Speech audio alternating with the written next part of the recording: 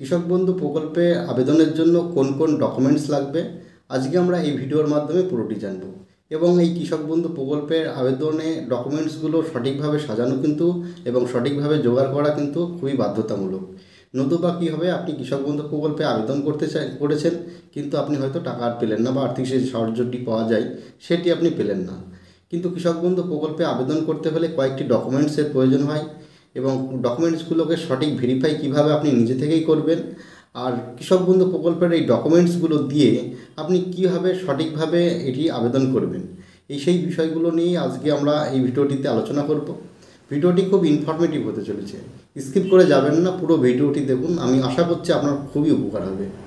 তাহলে কৃষক বন্ধু প্রকল্প সম্বন্ধে যদি একটু বলতে হয়, তাহলে প্রথমেই বলতে হবে যে কৃষক বন্ধু প্রকল্পটি পশ্চিমবঙ্গ সরকারের দ্বারা পরিচালিত একটি কৃষক সমৃদ্ধিমূলক প্রকল্প। কৃষকরা আর্থিক উন্নতির কল্যাণে এগিয়ে যেতে পারেন, সেই জন্যই এই প্রকল্পটি পশ্চিমবঙ্গ সরকার দ্বারা পরিচালিত হয়। এই কৃষক বন্ধু প্রকল্পে যদি আপনাকে আবেদন করতে হয়, তাহলে আপনার কোন কোন ডকুমেন্টস লাগবে, সেই ডকুমেন্টসগুলো আপনি কিভাবে ভেরিফাই করবেন, এবং ডকুমেন্টসগুলো আপনি আবেদন করার পরে আপনি নিশ্চিন্ত হতে পারবেন যে আপনি অবশ্যই কৃষক বন্ধু প্রকল্পের টাকাটি পেতে পারেন। তাহলে আমরা আজকের ভিডিওর মাধ্যমে এই বিষয়গুলোই খোলাসা করতে চাইছি। যে ভিডিওটি তাহলে একটু লম্বা হতে পারে, স্কিপ করে যাবেন না, পুরোটি দেখুন, আপনার অনেক সুবিধা হবে। প্রথম থেকে বলি, কৃষক বন্ধু প্রকল্পে আপনার ডকুমেন্টস লাগে কিন্তু আপনার ভোটার আইডি নম্বরটি। এক্ষেত্রে দেখা যায় ভোটার আইডি নম্বরটি কি হয়, অনেকের ভোটার আইডি নম্বরটি নতুন এসেছে, তিনি সেক্ষেত্রে কী করবেন, তিনি সেক্ষেত্রে কিন্তু তিনার পুরনো ভোটার আইডি কার্ডের জেরক্স কপিটি এবং নতুন যে ভোটার আইডেন্টি কার্ডটি আপনি পেয়েছেন তার জেরক্স কপিটি কিন্তু দিতে হবে। অনেকেই বলে থাকেন যে কৃষক বন্ধু প্রকল্পে আমি আবেদন করব, আমি নতুন ভোটার আইডি নম্বরটি দেবো, কেন পুরনোটি দেবো, আমি তো নতুনটি পেয়েছি, সেটি তো স্যালেন্ডার হয়েছে বা আমার কাছে নেই। দেখুন, সেক্ষেত্রে একটু বলে রাখি, কৃষক বন্ধু প্রকল্পে আপনি এর আগে আবেদন করেছেন কি না সেটি কিন্তু জানার জন্যই আপনার ওই পুরনো ভোটার আইডি কার্ডটি অফিস থেকে চাইতে পারে।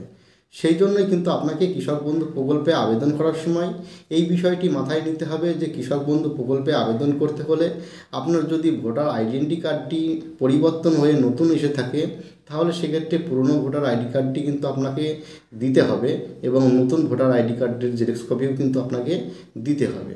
তাহলে আমরা জানলাম ভোটার আইডি কার্ডটি কীভাবে আপনি ভেরিফাই করবেন। এইরকমভাবে যদি চেঞ্জ হয়ে থাকে তাহলে কিন্তু আপনি আপনার দুটো ভোটার আইডি কার্ডটি জেরক্স কপি দেবেন। যদি আপনার এইসব কিছু না থাকে, একদম সিম্পলি আপনার যা ভোটার কার্ড ছিল, ভোটার আইডি কার্ডটি ছিল, সেটিই দেবেন, তাতেও কোনো অসুবিধা নেই। এবার আসবো আমরা দ্বিতীয় ডকুমেন্টস আপনার কী লাগছে। দ্বিতীয় ডকুমেন্টস আপনার লাগছে আপনার আধার কার্ডটি। এখানে আমি একটু বলে রাখি, আধার কার্ডটি আপনার কিভাবে আপনি ভেরিফাই করবেন। দেখুন, আধার কার্ডে ভেরিফাই করতে হলে কি জানেন তো, আধার কার্ডটিতে আপনার নাম ঠিকঠাক আছে কি না, অর্থাৎ কি নামের স্পেলিংগুলো ঠিক আছে কিনা একটু দেখে নেবেন। এবং আধার কার্ডে কিন্তু আপনার ফোন নাম্বার লিঙ্ক করাটা খুবই খুবই ম্যান্ডেটরি বিষয়। এর কারণ জানেন তো, আধার কার্ডে ফোন নাম্বার লিঙ্ক না থাকলে আপনার কাছে যে মেসেজগুলো যাবে সেই মেসেজগুলো আপনি তো রিসিভ করতে পারবেন না। অর্থাৎ আধার কার্ড অনুযায়ী কিন্তু এখন সব কিছু কাজ। আধার কার্ডে ফোন নাম্বার লিঙ্ক করা খুবই ম্যান্ডেটরি বিষয়। আপনি আধার কার্ড কোথা থেকে, তাহলে আধার কার্ডে কীভাবে ফোন নাম্বার লিঙ্ক করবেন, আর আধার কার্ডে ফোন নাম্বার লিঙ্ক করতে হলে কিন্তু আমি কীভাবে করতে হবে এই ভিডিও আমি এর আগেও বানিয়ে রেখেছি, আপনি আমার চ্যানেলে ভিজিট করে সে ভিডিও দেখতে পারেন। তবু আমি এখানে একটু বলে রাখি, আধার কার্ডে ফোন নাম্বার লিঙ্ক করতে হলে কিন্তু আপনাকে আপনার পোস্ট অফিসে কিন্তু আপনি যোগাযোগ করতে পারেন। পোস্ট অফিসের মাধ্যমেও কিন্তু আপনি আধার কার্ডে ফোন নাম্বার লিঙ্ক করতে পারবেন। তাহলে আধার কার্ডে ফোন নাম্বার লিঙ্ক হয়ে গেল, আপনাদের ভোটার কার্ডের সমস্যাটা সমাধান হলো। এবং আধার কার্ডে ফোন নাম্বার লিঙ্ক হওয়ার পরে আপনার আর কি ডকুমেন্টস লাগছে, আর ডকুমেন্টস লাগছে কিন্তু আপনার ব্যাংকের বই।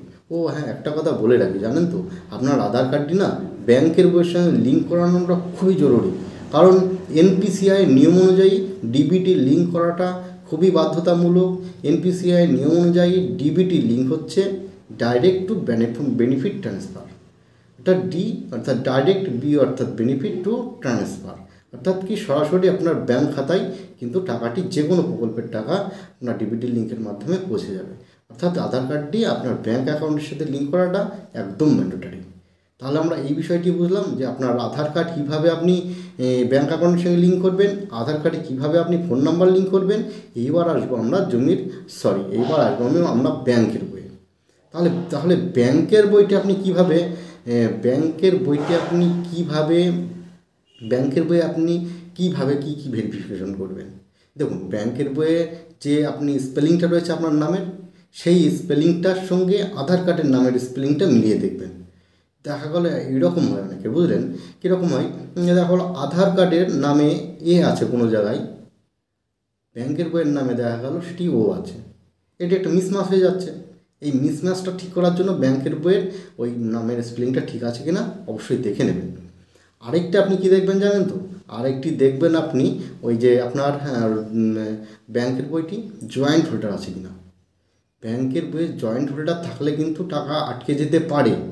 আমরা দেখেছি অনেক সময় এই সমস্যায় অনেকেই ভোগেন, যে আধার কার্ডে ফোন নাম্বার লিঙ্ক আছে, অ্যাকাউন্টে আধার লিঙ্ক আছে, কিন্তু জয়েন্ট হোল্ডার রয়েছে। এক্ষেত্রে কিন্তু সমস্যা দেখা দিতে পারে। অনেকেই বলতে পারেন যে আমাদের তো জয়েন্ট অ্যাকাউন্ট, আমরা তো এতদিন টাকা পেয়ে আসছি, আমাদের কোনো অসুবিধা হবে কি। দেখুন, এখনকার নতুন নিয়ম অনুযায়ী আধার কার্ডে ফোন নাম্বার লিঙ্ক করা যেরকমটি জরুরি, অ্যাকাউন্টে আধার লিঙ্ক করা সেরকমই জরুরি, এবং আপনার সিঙ্গেল অ্যাকাউন্ট থাকাটা সেটাও একটি জরুরি বিষয়।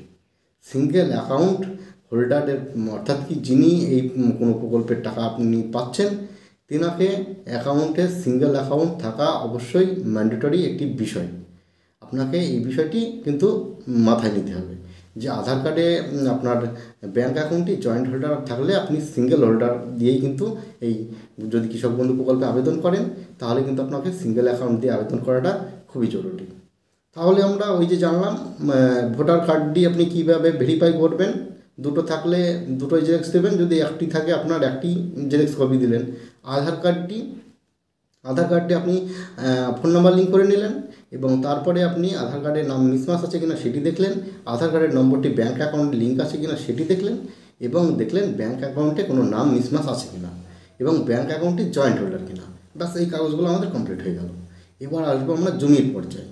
জমির পর্চা বা রেকর্ড। অনেকে আমাকে প্রশ্ন করেন জমির রেকর্ড আলাদা জিনিস, পর্চা আলাদা জিনিস কি? না না না, জমির রেকর্ড পর্চা একই জিনিস আপনার। তবে ওই যে পর্চাটি আপনার আছে, ওই পর্চাটি কিন্তু রিসেন্ট বা হাল পর্চা অবশ্যই করে নিতে হবে। হাল পর্চা করলে কী সুবিধা হবে জানেন তো? দেখা গেলো অনেকের রেকর্ড থাকে, জমির পর্চাটি রয়েছে 2020 সাল, 22 সাল বা 19-18 বা তারও আগেকার রেকর্ড। তিনি এখনও 2024 চলতি বছরে 2024 সালের রেকর্ড তোলেননি, কিন্তু আবেদন করতে চাইছেন। সেক্ষেত্রে কিন্তু জমিটা হস্তান্তর হয়েছে কিনা, বা জমি কোনো কেনা বেচা হয়েছে কিনা, বা জমির দাগের সংখ্যা কমেছে কিনা, বা দেখা গেলো অনেকটুকু জমি ছিল তার মধ্যে একটু বেচেছেন, কিন্তু আপনার দাগটাই নতুন করে আপনি আপডেট করাননি, মানে কি পর্চাটি তোলেননি, তাহলে এত আপডেট হয়নি। সেই জন্য কিন্তু আপনার ওই জমির পর্চাটি অবশ্যই রিসেন্ট বা হাল পর্চা করে নিতে হবে। এবং জমির পর্চায় এগুলো আপনাদের দেখে নিলেন। আচ্ছা, তাহলে আমরা ডকুমেন্টসগুলো, যদিও ভিডিও একটু বেশি বড় হয়ে যাচ্ছে, আপনাদের সুবিধার জন্য এই চেষ্টাটা আমি করে যাচ্ছি যে যাতে আপনাদের কোনো রকম হ্যারাসমেন্টের মধ্যে না যেতে হয়। আচ্ছা, তাহলে আমরা ওই বিষয়গুলো জানলাম, ভোটার কার্ড, আধার কার্ড, ব্যাংকের বই, জমির পর্চা, এই কটি কাগজ আপনাদের জোগাড় হয়ে গেল। এবার আপনি কি জোগাড় করবেন? এবার আপনি জোগাড় করবেন কি জানেন তো? এবার আপনি জোগাড় করবেন আপনার একটি মোবাইল নম্বর, অর্থাৎ আপনার মোবাইল নম্বর আছেই, সেটি আপনি দিলেন, এবং লাগবে একটি স্ট্যাম্প সাইজের ফটো। এইগুলো আপনাদের ডকুমেন্টস গেল। ও হো হো হো, এক মিনিট। আরেকটি প্রশ্ন, আরেকটি কথা তো আমার বলতে মনে নেই। না, বলছি আপনাকে, চিন্তা নেই, আমার মনে পড়েছে, আমি কেন বলবো না আপনাদের সাথে। দলিলের জেরক্স কপিটি লাগবে, জানেন তো? দলিলটির পুরো পাতার জেরক্স কপি লাগবে। অনেকেই কী করে জানেন তো?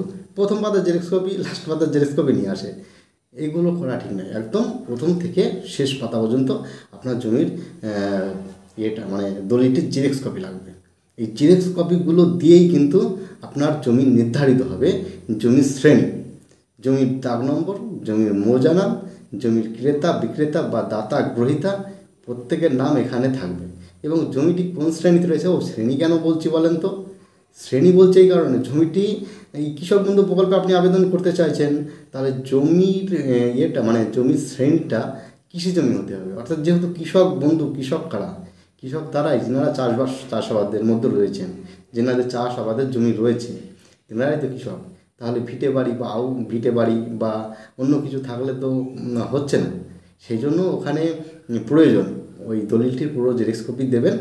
এবং আরেকটি প্রশ্ন থাকে, বুঝলেন, এটি খুবই গুরুত্বপূর্ণ বিষয় কী জানেন তো, আমরা যখন ফর্মটি ফিল আপ করি বা ফিল আপ করার সময় দেখা যায় যে জমির যে ফর্মটির যে শেষের দিকে দেখা যায় জমি যিনি বিক্রি করেছেন তিনার ভোটার কার্ড আধার কার্ডের জেরক্স কপি ওই ফর্মের উপর চেয়েছে, মানে কি ফর্মে চেয়েছেন যে বিক্রেতার ভোটার কার্ড আধার কার্ডের জেরক্স কপি চাইছে। আপনি বলতেই পারেন এটা ঠিক নয়, এটা কথাটা আমার নামে জমির রেকর্ড হয়ে রয়েছে, আমি কেন তারটা খুঁজে বের করব, এখন সে কি দেবে? দেখুন, আমি বলি কি কৃষক বন্ধু কৃষক ভাইদের উদ্দেশ্যে যে এটি কোনো হ্যারাসমেন্টের বিষয় না, জানেন তো। কারণ দেখা গেল কি হয়, দেখা গেলো আপনি জমি রেকর্ড করেছেন, আপনি কৃষক বন্ধু এতদিনে আবেদন করেননি, এই এখন কেবল আবেদন করতে চাইছেন, তাহলে আপনার ওই যে বললাম বিক্রেতা, অর্থাৎ বিক্রেতার নামে আপনার যে জমিটি তার নামে যদি সেই রেকর্ডটি আগে থেকে থাকে তবে তার ভোটার কার্ড আধার কার্ডের জেরক্স কপি, নতুবা যিনি চিনার নামে ওই জমিটি দেখা গেলো 2-3টে হাত বদল হয়ে আপনার কাছে এসেছে, অর্থাৎ 2টো হাতের পরে আপনার হাতে এসেছে, তাহলে 3 নম্বর যিনি ব্যক্তি তিনার নামে জমি রেকর্ড ছিল তবে তার ভোটার কার্ড আধার কার্ডের জেরক্স কপি কিন্তু এখানে লাগবে। তাহলে আপনি এখন ভাবছেন যে জমি যিনি বিক্রি করেছেন তার ভোটার কার্ড আধার কার্ড কীভাবে সংগ্রহ হবে, তিনি তো অনেক দিন আগে মারা গেছেন, হয়তো 2000 সালেরও অনেক আগে। তাহলে আমি বলবো জমির দলিলটি জেরক্স কপি দেবেন। দেখা গেল খুব রিসেন্ট আপনার সেই কৃষক মারা গেছে, আপনি তিনার ভোটার কার্ড আধার কার্ড আনতে পারলেন তবে হয়ে গেল। দেখা গেল কৃষক অনেক দিন আগেই মারা গেছে, তিনার ভোটার কার্ড আধার কার্ড কিছু নেই, ডেথ সার্টিফিকেট আছে, তবে ডেথ সার্টিফিকেটেই কাজ হবে। হ্যাঁ, পারলে একটা ওয়ারিশ সার্টিফিকেট আনবেন, দেখা গেলো আপনার জমিটি ওয়ারিশ সূত্রে আপনি রেকর্ড করেছেন, তাহলে একটা ওয়ারিশ সার্টিফিকেট আনবেন। আর যিনি মারা গেছেন তিনার কিন্তু ডেথ সার্টিফিকেট তো পেলে ভালো হয়, এবং তার নামে যদি জমি রেকর্ড থেকে থাকে তবে সেই রেকর্ডটা আনলেও কিন্তু ভালো কাজ হয়। এগুলো আমরা রেকর্ড জানলাম যে দলিলের ওই বিক্রেতা যিনি আছেন তার কী লাগছে। এখন অনেকেই আমাকে প্রশ্ন করে থাকেন যে কৃষক বন্ধু প্রকল্পে আমি আবেদন করতে চাইছি, কিন্তু যে কৃষকের বিক্রেতা তার ভোটার কার্ড আধার কার্ডের জেরক্স কপি আমি পাচ্ছি না, ডেথ সার্টিফিকেটও নেই এবং তার নামে রেকর্ডটিও নেই, তাহলে এখন আমার কী করণীয়? এখন আপনি একটা কাজ করতে পারেন, দেখা গেলো সেই কৃষক কয়েক বছর আগে রিসেন্টলি মারা গেছেন, তিনার ভোটার কার্ড আধার কার্ড আপনি পেলেন না, সেক্ষেত্রে কিন্তু আপনি ওনার ভোটের পাতার লিস্টে, পুরনো ভোটার পাতার লিস্টে তিনার নাম আছে, সেই লিস্টের জেরক্স কপিটি দিলেও কিন্তু আপনি কিন্তু এই প্রকল্পে আবেদন করতে পারবেন। এগুলো লাগে, এই জন্য আপনাদের জ্ঞাতার্থে একটুখানি বলে রাখলাম যে কোন কোন ডকুমেন্টস আপনাদের লাগছে। দেখুন, ভিডিওটি একটু বড় হলেও আপনার সুবিধা হয়, আমি সেই চেষ্টায় আপ্রাণ করে যাচ্ছি। দেখুন, কৃষককে হ্যারাসমেন্ট করানোর জন্য এই প্রকল্পটি নয়, প্রকল্পটিতে আপনি অংশগ্রহণ করতে পারেন সেই উদ্দেশ্যেই এই প্রকল্পটি নির্মিত।